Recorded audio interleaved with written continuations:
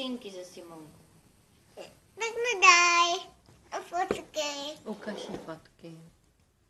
Fotky tu. Je tam 100 fotky. Máš fotky? Nemám fotky.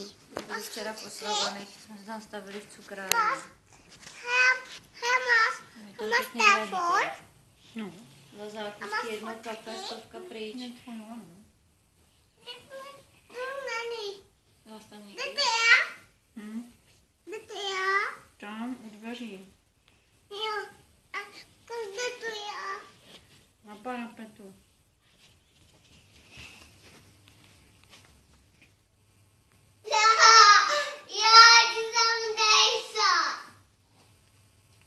Cože?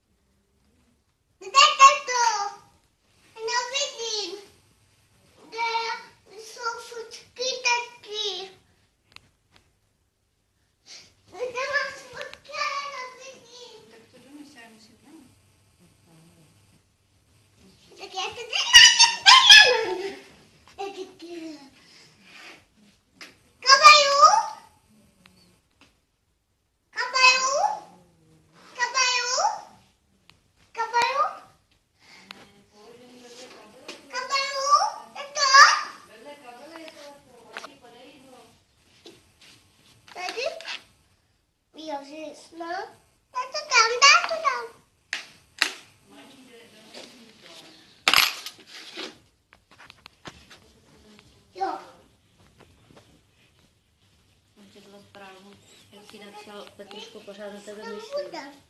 A už dál nečetl. Radši. Ne, já si to přečetla, mi to je jedno, jak já jsem viděla, že to myslí, jako, že ti to má tam udělat. On se bál, že jsou moc nasraná, no. Tak to A napsal tak. Už mě 2krát řekl za 14 dní, že budou mít veselý holky. Jen listopad, prosinec, on vůbec nemá čas. No jo, když něco dodělá, načne, tak to... No a teďka ještě dělá nějakou rekonstrukci postavených. Jde to utácat? To se musí tady mačkat takhle.